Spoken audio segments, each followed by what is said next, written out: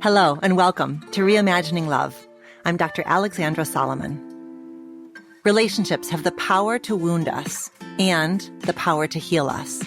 As a clinical psychologist, author, and professor at Northwestern University, I've devoted my life to studying intimate partnerships and family dynamics.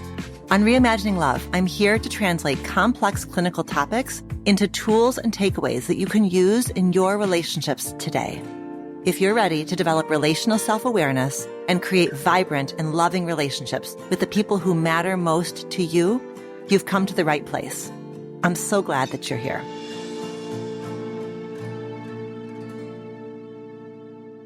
By now, you've probably heard me talk about my new book, Love Every Day. It will be out in the world in October, but you can pre-order it any time before then. And let me tell you a little something. Pre-ordering is one of the best ways you can support authors and their new books. Why? More pre-orders equals more buzz about the book, and more buzz means reaching even more readers. Because of this, I really want to thank anyone who has already pre-ordered or who will pre-order Love Every Day by offering them 2 free gifts. You can sign up to receive these goodies by heading to the link in the show notes of this episode or by visiting loveeverydaybook.com. You're going to fill out a quick little form with your proof of a pre-order purchase, like a screenshot of your e-receipt, plus your mailing address and your email. And then you will receive a complimentary Love Everyday journal in the mail. It's so beautiful. And a digital reader's guide in your email inbox. Both of these will arrive in mid-October, right when you're receiving your Love Everyday book. The journal is going to be the perfect place for you to jot down your thoughts and reflections as you read. And the digital reader's guide is full of discussion questions that you can use to spark solo reflection or to spur conversation in a book club, for example. Plus, the reader's guide includes the Love Everyday playlist with some of my favorite songs that celebrate growth, healing, and connection. To learn more about this offering, click the link in the show notes or head to loveeverydaybook.com. If you have questions about the pre-order gifts, email info@dralexandrasolomon.com for support from our team. Thank you so much.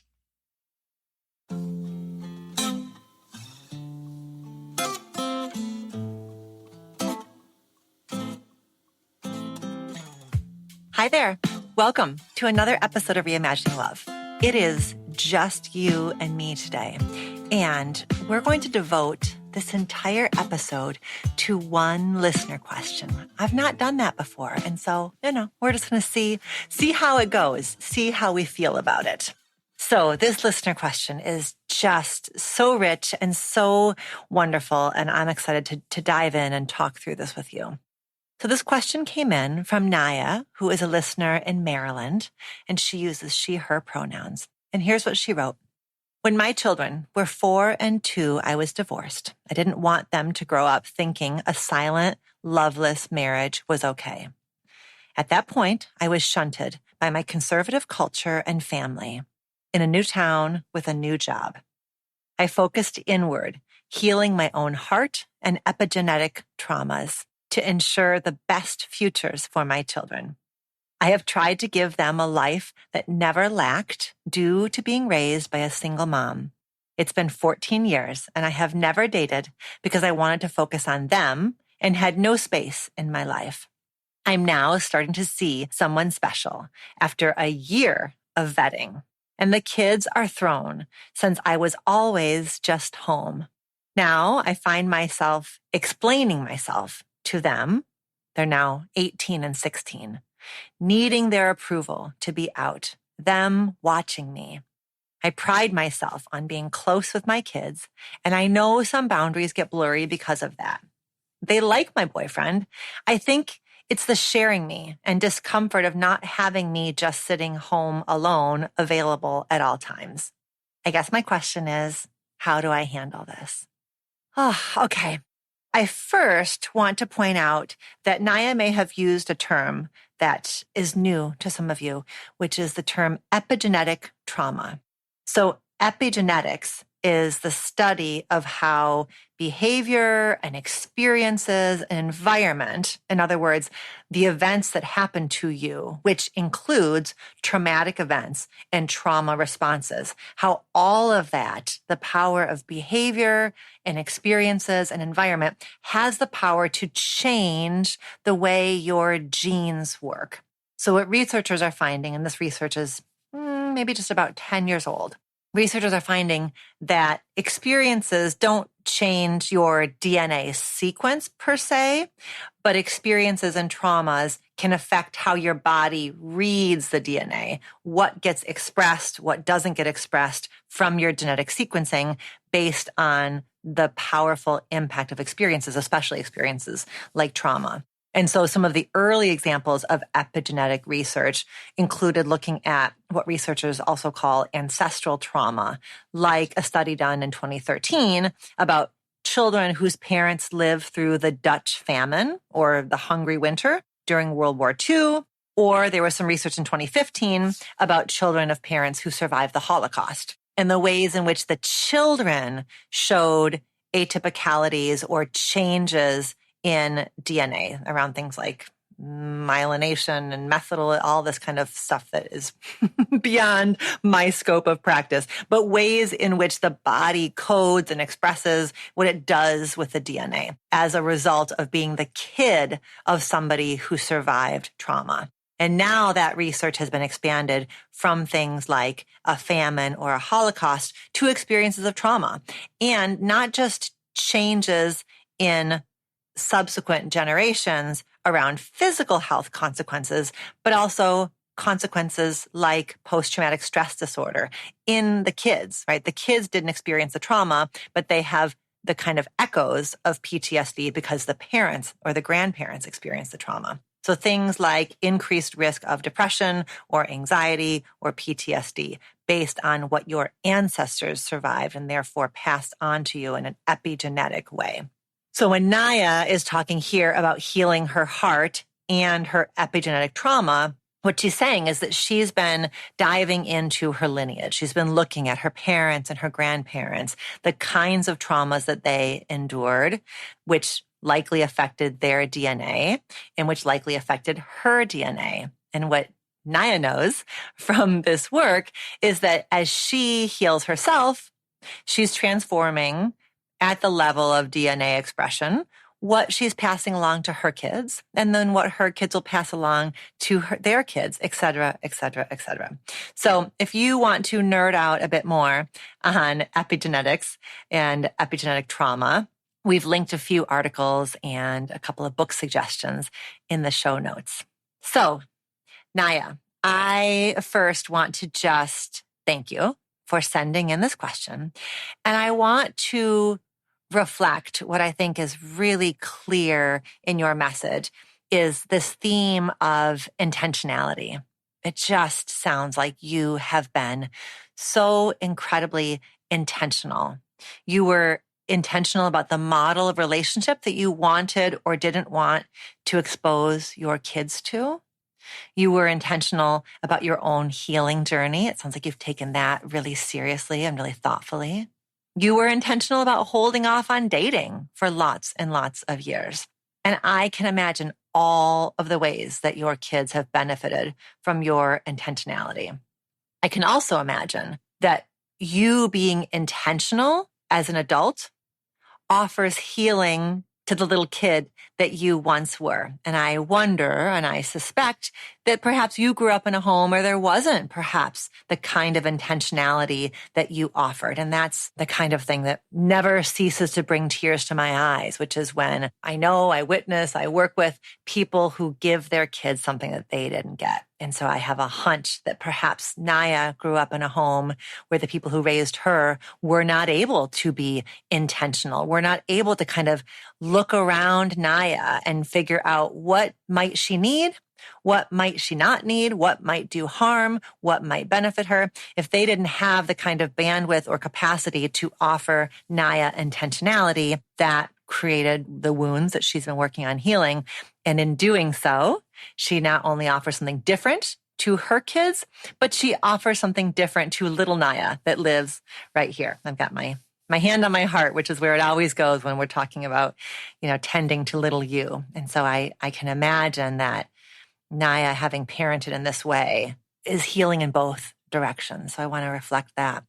I also want to reflect back just the way in which Naya's family system, it sounds like, was not able to support Naya in her decision to divorce. That the kind of ideologies around divorce, the beliefs around divorce, the stigma around divorce really kept Naya from getting what she needed when she made that decision many years ago. And so I can imagine that led to deeper feelings of loneliness, isolation, and needing to really rebuild from the inside out. Made a hard thing harder, right? Divorce is hard enough. Even a good, gentle, peaceful, intentional divorce is hard, but it's even harder to do without a network of support around you. So when I think, therefore, about the kind of intentionality that Naya has brought all along the way, I can imagine that alongside the pride she feels about being intentional, I suspect there's also a blend of sadness, of frustration, and perhaps some shame. This part of you that says, with all of that care, with everything I did, I had hoped upon hope that when and if I did make the choice to open my heart up again, to open myself to love, that at least my kids would be able to adjust and adapt. It's like, but I did all the homework. Look at what I did. I did this. I did this. I did this. I dotted the I's. I crossed the T's. I did everything I could in my power. And look where we are. My kids are sitting there, judging and commenting. And it's not at all going the way that I wanted it to go. So I just want to name and reflect that, how frustrating and disappointing that must be. Blending families is messy, right? That's like understatement of the year. Families are messy. Families where the original two grownups are clicking along just fine are messy, and blended families are messy, and blending families is messy. And there are not hard and fast rules. And I hear that one of the things that Naya did, which is something that all therapists would want single parents to do, which is, go slowly, to vet, to not sort of put a new partner right in front of your kids right away. And she did that. There's no hard and fast rules about when, but she took some time and she took some care, and she made sure that somebody she really wanted to invest in before she introduced them to the kids. And also the experience of blending families is based by so many factors, isn't it? How a family emerges from a divorce, how partners recouple after divorce rests on lots of factors, like the timing of the divorce, how old the kids are when the divorce happens, the types of kids that they are, sort of the idiosyncrasies of the kids. There are some kids that I think just temperamentally can roll with change much better than other kids. And then, add to that family dynamics, sibling dynamics, and it gets really complicated. The relationship between co-parents affects how families go ahead and blend down the road. Relationships between the kids and each of the parents, geography, where the different subsets of the family are living, how much and what kind of extended family support there is. Here with Naya, I wonder the degree to which the kind of rejection and judgment of Naya's family of origin, I wonder how much that also is in the mix here. And I think one of the most unfortunate things about the fact that we have historically shrouded divorce in shame, one of the most unfortunate consequences of that is that a new partner comes into a family system with the wind in their face. Being a step parent, I think, is one of the most challenging roles, one of the most challenging positions in a family system. And I say this as somebody who has not one, but two step parents in my own life.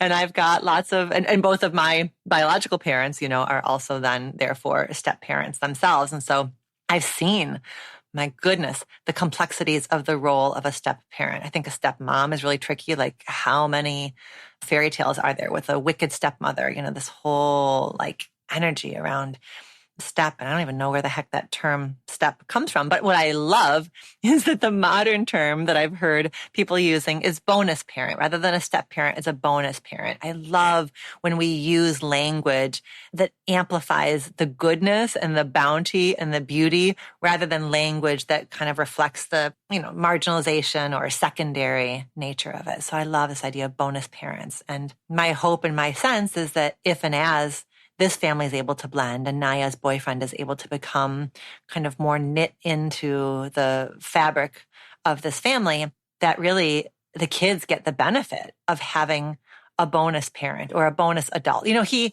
at this point in time, at 16 and 18, Naya's boyfriend may not ever feel quite like a step parent, but certainly who among us does not need additional grown-ups, additional elders who are cheering for us? So I can imagine that as this family kind of gels and smooths out, and as the kids open up a bit more, which we're going to get into how to facilitate that, I could imagine the benefit that a really loving older guy might play in their lives. So I think that's definitely important that we're all, no matter where we are, divorced, not divorced, whatever, we all love people who are in blended and blending families. And I think that's the lens we've got to keep on it, that more attentive, loving, patient grownups available to kids, teens, emerging adults, the better, right? We all need people cheering for us. We all need a big, a big cheering section.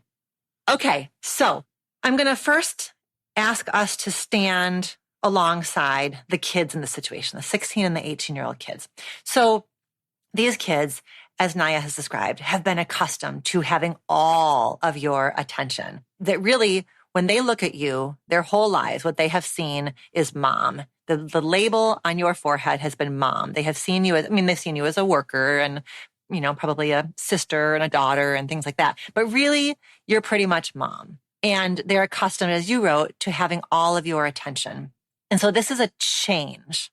And even if part of them, I suspect there's a part of them, like a sort of rational, logical, grown-up part of them that gets it, that understands that mom is more than just mom does, because they're 16 and 18. They're not little ones here. They get it. They understand that you are more than just their mom. And in their wiser moments, I suspect, as they look down the road a bit, I suspect it would bring them comfort to know that as they launch, they're not leaving mom by herself. Not that solitude equals loneliness. There are lots of people who are alone, but not lonely. And there are lots of people who are, in partnerships and lonely as hell. But I can imagine that it gives them some ease and comfort rationally and logically to know that you have a partner as they leave the nest and prepare to leave the nest. But the problem is that not all of them is rational. Not all of any of us is rational. And that change by definition is hard. So, the part of our brain that resists change has 0 F's to give about whether it's a positive change or a negative change, right? There are parts of our brains that don't really understand the difference between a positive change and a negative change. There are parts of our brain that just understand a delta, that there's a difference between then and now. What was is no longer. It used to be like this. It's becoming like that. So for a part of our brain, it's like, I'm coding change. Change equals danger. Change equals loss. Change equals threat. And so it's that part of them that gets grippy and clingy and doesn't know how to discern between a change that is bad and a change that is, neutral to positive. And change takes time. In family therapy, there's this thing called oscillation theory, oscillation being like a back and forth, back and forth, back and forth. And that as we develop, like every developmental milestone that we hit along the way, we go from crawling to walking. It's not just like you 100% crawl, stand up one day and 100% walk. You crawl, you pull yourself up, you fall down. You crawl, you pull yourself up, you take a step, you fall down. There's oscillation, there's back and forth. You're 100% crawl, 0% walk. And then you're 50% crawl and 50% walk. That's how transitions happen in individuals in human development. Well, the family therapists tell us Oscillation theory also happens in family systems. The family system, was a couple and they welcome a baby. And so they're like couple to family. And now we're a family, and then the family becomes a family of toddlers, all those sort of family system transitions that oftentimes happen around members of the family hitting different individual milestones. The system shakes. The system doesn't know what to do. So your system is shaking. You've got 16 and 18. You are looking out over the empty nest. You've got your little beak is peering out over the side of your nest. Your system is looking at launching. That is the developmental task of your family system right now. And so I don't know the degree to which your kids are resisting the new boyfriend versus how much the kids are resisting the end of this like team of 3 that is just rock solid, band of buddies here that the 3 of you have been for all these years. So I don't know what's what, but I suspect there's a mix, that some of the resistance around the boyfriend is actually some of the resistance around growing up. And the degree to which everybody can kind of touch that complexity and just sit in that messiness is the degree to which there might be a bit more ease. But a bit more ease does not mean smooth sailing. So all of that is a long way of normalizing the kerfuffle, normalizing the friction.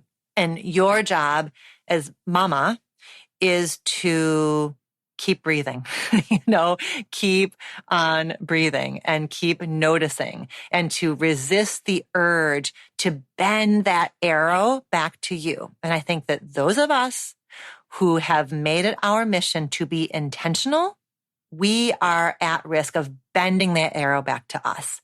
Any kerfuffle means that we missed something. We didn't do it enough. I remember sitting my ass in therapy week after week in my 20s. God love my therapist for the amount of patience she showed me over a lot of years. And my mission in therapy was to understand my family of origin well enough, to understand the map of my wounds well enough that I would be able to offer my kids nothing but a wide open plane of possibility to become their fullest selves, because their mama had done her job of cleaning up her epigenetics, cleaning up her psychic mess. And therefore, the only thing that she would pass on would be just love and possibility and authenticity. And, I would love to wrap that 25-year-old me up in a hug and say, you tried, girl, like you tried. And thank goodness you didn't succeed, right? Because, whatever, it's not perfect. And all of the ways in which my wounds still had impact on my kids, that's just being human. And that's just a reminder that there's no such thing as perfection. There's no such thing as done. What all of your hard work is going to offer you is the ability again and again to have compassion for yourself, to have curiosity for your kids. It doesn't have to be perfect, but your hard work, your therapy, your intentionality is going to gift you the ability to kind of stay in the mess versus blaming them or blaming yourself. Okay. I wonder what it might be like for you to leverage prior experiences, to kind of rewind the tape and look back at your journey as a mama and think about different moments in time where the 3 of you have encountered a bump in the road, a kerfuffle, a difficult little milestone of some kind. When else have you seen these kids of yours experience a chapter of resistance? What else have they resisted? How long did that resistance last? And what do you remember that helped them adjust? Because I think there's a risk here of you saying that this is a brand new kind of crisis and missing the fact that actually y'all have been here before. You've had different versions of this theme. And what can you learn from those other versions of this theme that can help you in this moment? Help you practice a little more patience, help you kind of titrate the patience with the push, the like, I get it, I have empathy, and how about you try this, right? What did those old experiences, prior experiences of coming through resistance, what might they have to teach you about this moment? I also think that their resistance reflects the power of your attention. The reward in this kind of perverse, paradoxical way, the reward that you get for having been so present for so many years is that you now get punished for being absent. And that, my love, is parenting in a nutshell, right? The punishment reflects the beauty of it, right? It's so hard for them to lose your attention because your attention is just that juicy. Had you been an absent, unsafe, unavailable parent, they might not be quite so reactive to you dating, right? If they weren't anchored off of your attention, it wouldn't be this hard to lose it. Their resistance reflects their love. This does not justify it. It doesn't excuse it. It doesn't, take away the pain of it. But I am inviting and challenging you into a little bit of a reframe here that helps you feel proud of the path that you've chosen. I also wonder for your kids if part of what they're experiencing is there's a founding father in the field of family therapy named Ivan Bozermani-Nagy, affectionately known as simply Nagy.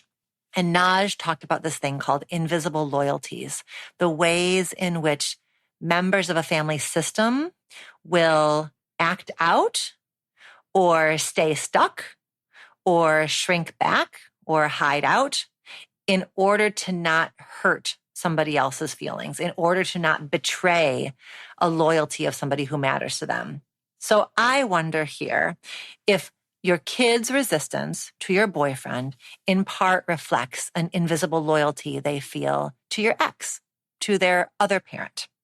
If your kids get to know your boyfriend, and if your kids let themselves enjoy your boyfriend, what do they fear that says about their relationship with their other parent? Does it feel like if we start to like the boyfriend, we're saying we don't like dad? I'm assuming that the other primary parent is dad. Does it feel like a betrayal? That might be in the mix. And I can see how somebody like you, where you've brought all this intentionality, you might miss that actually there are more variables in the equation than just you. Their resistance may say little to nothing about how they feel about you, and it may say a whole lot of something about how they feel about their other parent and fears they have of letting that parent down or threatening that, making that parent feel threatened, unloved, unattended to. Okay, so more on that in a moment because I've got some thoughts about how we might leverage your ex in this equation. I want to give some framing for how you might reflect on what your kids' experience of resistance, what that activates inside of you. Whenever you all know if you've listened to the show for a while, you know that we're always talking about studying our reactivity, studying what somebody else's behavior stirs up inside of us. And so one of the things I want to do here is invite Naya to reflect on her reaction to her kids' resistance, what the kids' resistance stirs up inside of her. That is so essential. That is bringing relational self-awareness to parenting, right? Whenever we're having a moment with our kids, it is very, very easy to get hyper-focused on our kids, what they're doing and what they're not doing. And we can find a parenting blog, a parenting book, a therapist who will help us deal with this problem our kids are having. There's a whole industry around fixing kids, tweaking kids. And what happens when we do that is we miss that really essential piece of the equation, which is what is my kid's behavior stirring up inside of me? And the reason we do that self-inquiry, the reason we look at our reactivity is not to place the blame. It's like either the kids are being jerks or I'm being a jerk. It's not about that. It's not about running a diagnostic. It's about understanding our own internal world first and foremost, because any action we take then is grounded in self-compassion. It's grounded in awareness. It's grounded in a simultaneous commitment to our own healing, as well as a commitment to working on the relationship between, in this case, ourselves and our kids. When I imagine what this feels like for you, Naya, I imagine this blend of irritation and frustration and anger. And That knot of irritation and frustration and anger is not a very comfortable knot for a mom to experience. We as mamas do not pride ourselves on being angry with our kids or irritated with our kids. But I wonder if you can just let that be okay for you to feel. Just let yourself feel the length and width and depth of your irritation and frustration. Just not act on it, not be guided by it, but just allow yourself to feel it. And that's important because the energy of your frustration might then become the energy that you use to fuel a conversation with your kids. Again, that's not acting on anger. It's just saying that sometimes anger is a little bit of an alert. Sometimes anger is an adaptive response to feeling like, wait a minute, I get to have good things in my life. It's a little bit of a protest. Anger can be a protest. And so I wonder if you are feeling anger, if what that anger is saying is, wait a minute here, I get to have good things too. A little bit of a healthy protest. I deserve pleasure. I deserve a little bit of escape. I deserve some pampering. And I found myself somebody who can pamper me, who can connect with me, who can remind me of all of my facets. I deserve to feel like a woman in addition to being a mother and a worker and et cetera, et cetera, et cetera. So again, this is not directing anger at kids. It's just simply saying if there is anger, that sometimes anger says, wait a minute, let me have something that's mine.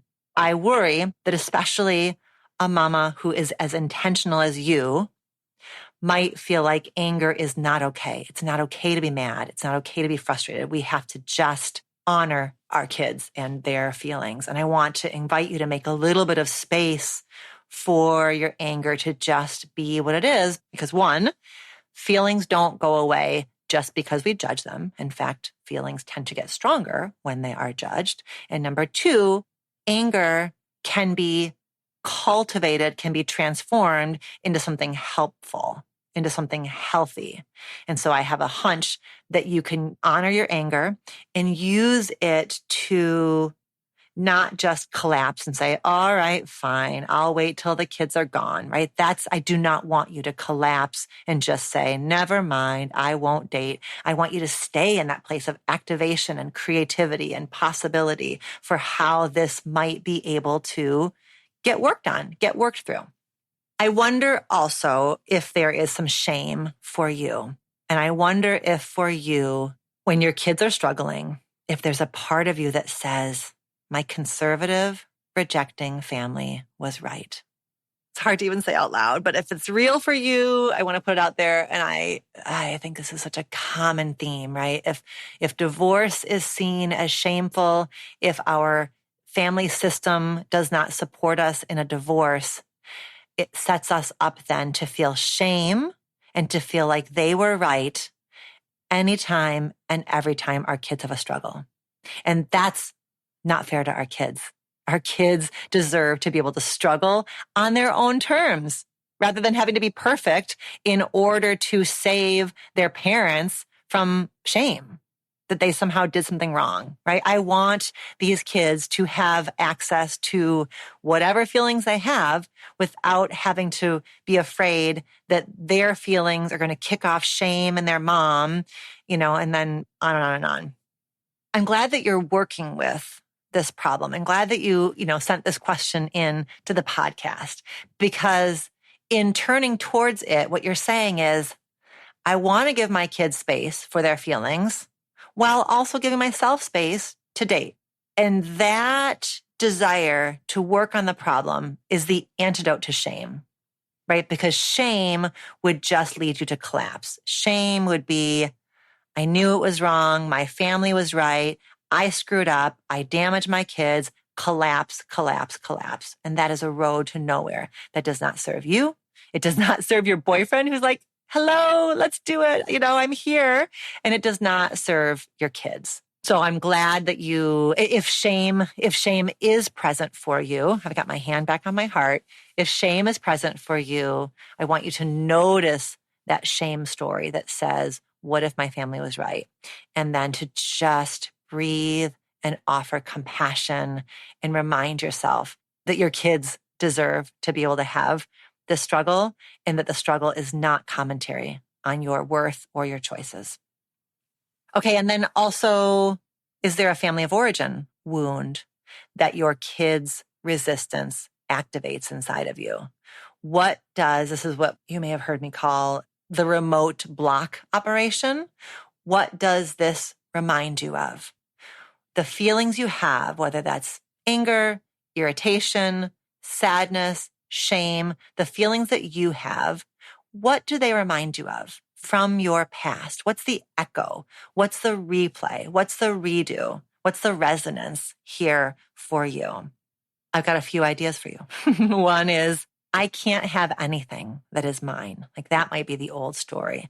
If you experienced boundary violation, for example, when you were growing up, it may feel like, here we go again. I don't get to have things that are just for me. I don't get to have spaces that are mine. I don't get to have boundaries that are mine. People are all over me all the time. That might be what's kind of poignant or resonant here for you is, here your kids are trampling all over this thing that you want. And does that feel like a boundary violation that has echoes to your past? I'm not saying that's what your kids are doing. I'm saying that might be what it feels like they're doing.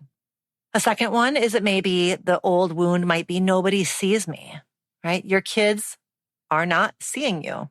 In some ways, that is excellent. That shows that your kids are being teenagers. They're being appropriately myopic teenagers who really are focusing on themselves because they have to, because the entire architecture of their brains and their souls is getting transformed right now. They're going from kids to grown-ups. Like, what bigger thing could there ever possibly be? So if their energy is all focused on themselves and, they may not be aware that their turned up noses and judgy faces have an impact on you, right? Good for them, fine for them. It's not their job to take care of you.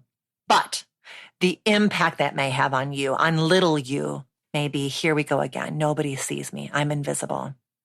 As mamas, I think we tend to feel invisible anyways. As mamas of teens, that can be even bigger. And so then for those of us who have a little bit of a wound around having not been seen as kids, that past and present, that's that kind of like time warp that Daniel Mate refers to it as, like a time warp, that what was past is now present, right? So there may be a way that you are activated around your kids' resistance because it reminds you of when you were little, how you did not feel seen.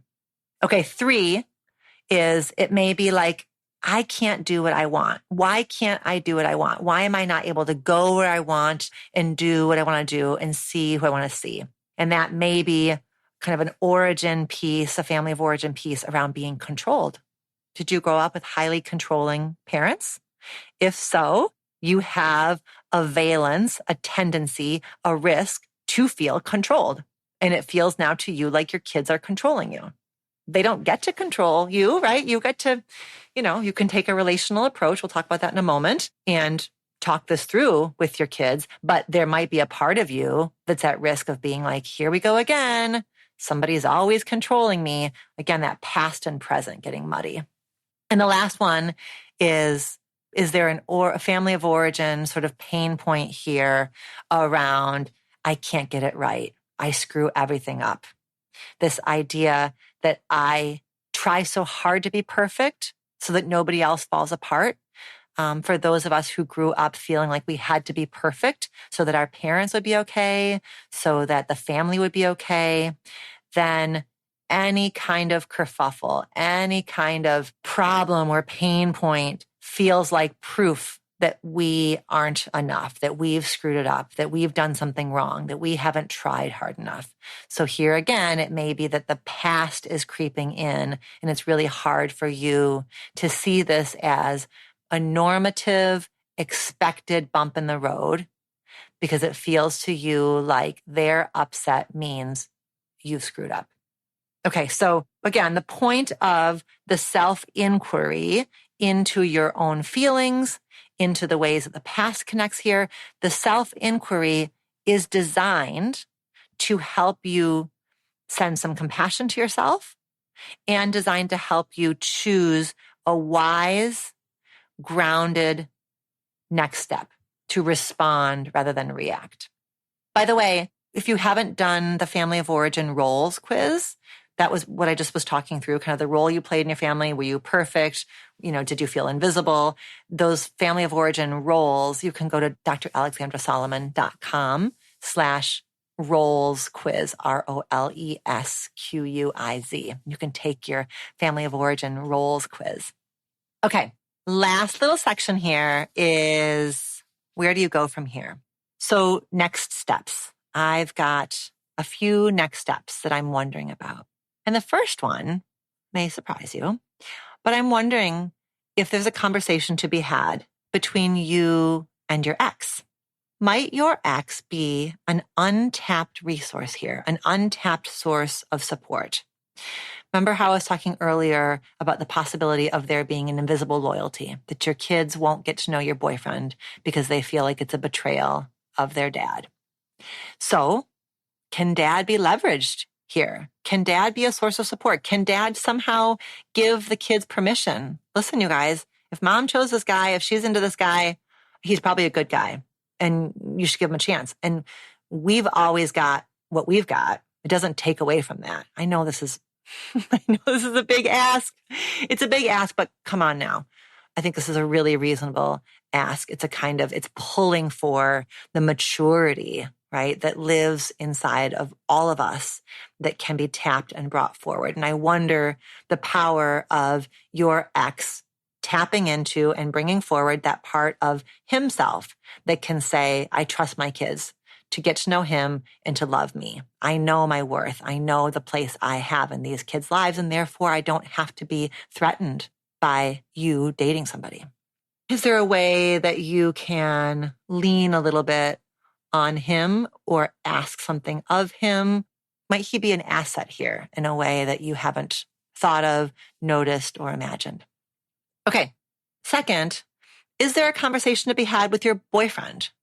Not that I know. I don't think that there's a whole lot your boyfriend can do differently in terms of encouraging the kids. I mean, he can be kind and, kind of come in gently, not like a wrecking ball or a bull in a china shop. I think he can be really tempered in his own behavior.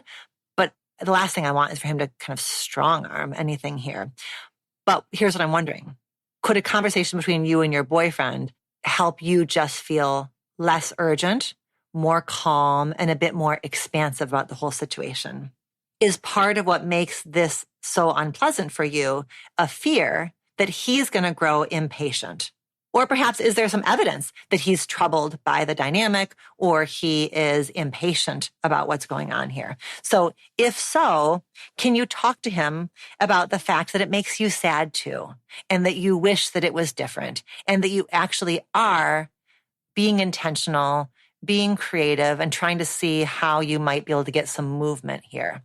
So I think sometimes what happens is if you know he's disappointed, then it gets harder to acknowledge it. Like you don't even want to look at the disappointment. You don't want to acknowledge his disappointment. But the problem is, if his disappointment is going unacknowledged, it may be growing. So there might be something very powerful about you saying to him, boyfriend, listen, I see it.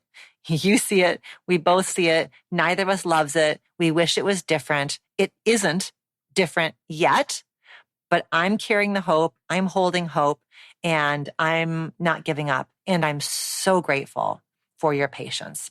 And I'm so grateful for your grace, right? Because you, boyfriend, are watching me struggle. I do not have this all figured out. I have tried hard as a mama. I continue to try hard as a mama, and I don't have it all figured out. And so you're seeing me struggle. I'm seeing me struggle. I don't love it, but I appreciate your patience and I appreciate your grace. And then here's a little bit of a sneaky one.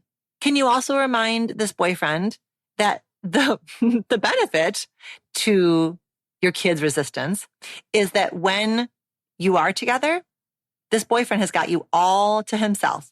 Because you have not become a blending family yet, that means that couple time is truly couple time. That you really, when you get to steal yourself away and be with him, you're just with him. So yes, does it suck? Absolutely. Is it all gloom and doom? No, because you still get time, the two of you. Yes, you feel guilty, or yes, you've got to kind of bust through your kid's judgment, but when you do that, what you get is time with him. And so to the degree you can, really trying to, like, when you have made the choice to spend time just you and boyfriend, can you really just let yourself dive into it rather than, being with him, saying to yourself or saying to him, I shouldn't be doing this. I'm hurting my kids. This sucks that my kids don't support, da, da, da, da. No, when you've made the choice to go be with boyfriend, just be with boyfriend. Savor it, enjoy it, like let yourself be fully there, because that's what's going to fuel his patience. And it's going to be what makes this whole thing just a little bit lighter. If you at least get to kind of fill your tank, with time, the two of you. Okay, last one. Is there a conversation to be had with your kids? Maybe you've already done this, but I want to just share a few thoughts about what it might be like to talk to your kids. So they're 16 and 18. They're not 6 and 8. Before a conversation with these two, I want you to tend to little you, right? Hand on your heart, going into the conversation as an empowered woman, as an empowered mama, as a really open, spacious presence for the conversation. So you are saying to little you, listen, I understand you feel invisible. I understand you feel controlled. I understand you feel like, you've screwed up. But all those feelings, I'm going to tuck you in over here. You are not in charge of this conversation. The part of me that's in charge of this conversation is the part of me that is wise, that is savvy, that is patient, that is curious, that is kind. That's the part of me I'm bringing into this conversation. All of the other stuff is real. The little me feelings are real. They just don't get to be in charge in this conversation. I would like to see you open that conversation with a description.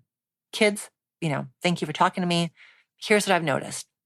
And it's descriptive. It's not accusatory. It's descriptive. I've noticed this. I've noticed this. And I want to talk about it. So this is what I've noticed, but I don't know what you're feeling. What you're curious about are the feelings behind the behaviors. So you're sharing the evidence, you're sharing the data in a descriptive, not accusatory way, and you're inquiring about the feelings. Can you tell me a little bit about what it's like for each of you that I'm dating? That each of you is important because 16 and 18 might have different feelings about it, different takes about it. So can each of you talk to me a little bit about what it's like for you that I'm dating?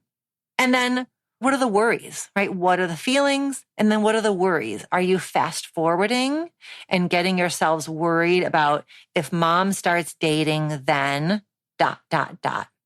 And one hunch I have is that maybe the kids are resistant because they worry that if mom starts dating, then we're no longer this kick-ass team of 3.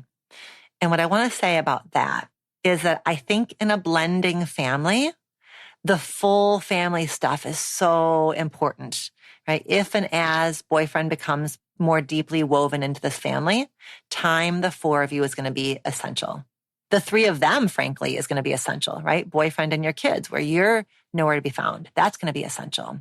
But I think there's still a way in a blended family that sometime, especially in a family like this, where the 3 of you had all of those years together as a little trio, I think it's going to be important, even as you blend the family, to have time, the 3 of you, and to have that not signal to boyfriend that he is less than or that he's unimportant, because that's just not the case. It's like, this is the analogy I always use.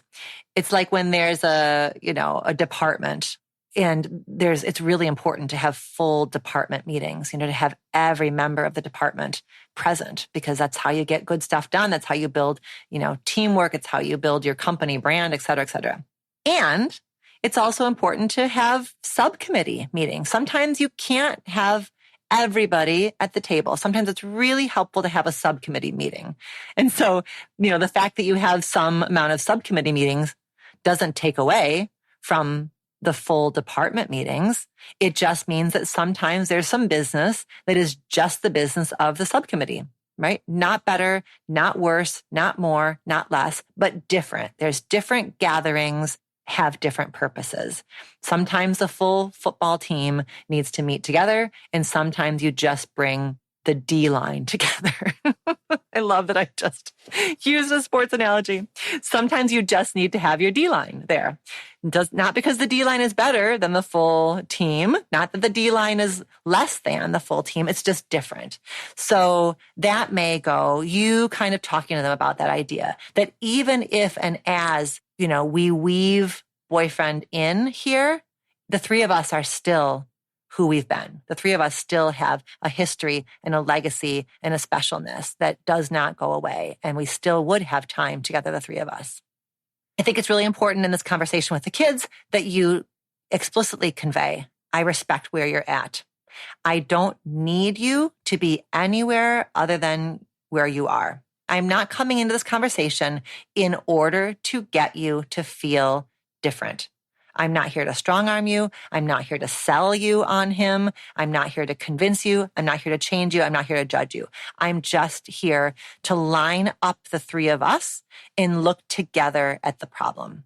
That's my position. That's my orientation. It's the three of us looking together at this problem, which is that the two of you seem to be resistant. The two of you seem to be struggling. The two of you seem to not be particularly curious to get to know this guy who's pretty special to me. So I respect where you're at. I don't need you to be other than you are. And I wonder if we could even just talk about what the littlest baby next step might be. And maybe the littlest baby next step might just be that I talk a little bit more to the two of you about boyfriend, that I share a little bit more about the dates we've had or the conversations we've had, that I just weave him in a little bit more into the conversations, right? That might be the next step.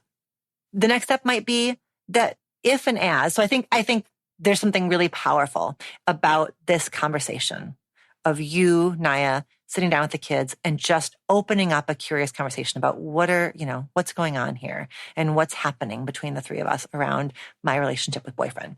And that in and of itself might be enough to loosen the grip of their resistance. It might be enough.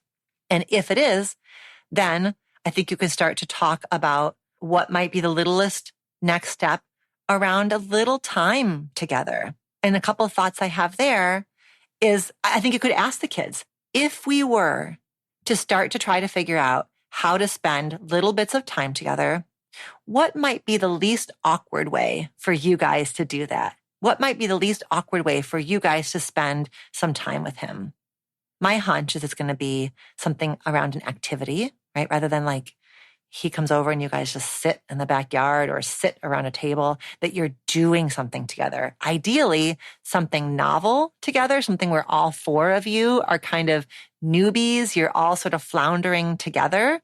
I don't know what that looks like, a zip lining or a canoe, adventure, or hiking on a new trail, or putt-putt golf, or a cooking class, like activity-based, low stakes, kind of high, silliness, or at least high novelty, so that you're all kind of out of your comfort zones. I can imagine that being a really nice kind of first way or first set of experiences. And that it's brief. And that when it happens, I'm going to say when, not if, and that when it happens, that mama backs up, that mama doesn't try to do a hard sell of like, oh, boyfriend, tell the kids about da-da-da-da. Oh, kids, tell boyfriend about da-da-da. No, that you just kind of allow, that your compass north is just, I'm allowing, I'm trusting, I'm present, but I'm not directing, because you are the centerpiece, you're sort of the fulcrum, you're the center of this little system, but you're not in charge of it. Everyone is in charge of how they show up and how they contribute. And I think, kids are really sensitive and they're going to know if you're trying to do a hard sell. And it can be clunky. Your efforts can be clunky and also heartfelt. The clunkiness does not take away the heartfeltness. Okay. Woo! My goodness. Obviously, Naya, Thank you for bringing this question to the podcast. I know that you're far from alone in this experience, and that's why I wanted to take all of this time and just travel through all these little nooks and crannies of this question, because it's so important. And there's actually been a lot of questions that have come into the podcast about blending, introducing. So this is really present for so many listeners to the show. And I hope there's nuggets in this episode for you as a listener that you can take and that you can work with and use, and that will serve you well and that will serve your family well. All right, take care. And until next time, be well. Do you have a relationship question that you want answered on the show? Visit reimagininglove.com to send in a written or audio question. Questions can be about intimate partnerships, family relationships, friendships, you name it. If you're looking for more love and relationship content, you can find me on Instagram at dr.alexandra.solomon, or visit my website, dralexandrasolomon.com, where you'll find my blog as well as the Intimate Relationships 101 e-course based off of the popular class I teach at Northwestern University. Thank you for listening, and see you next week here on Reimagining Love.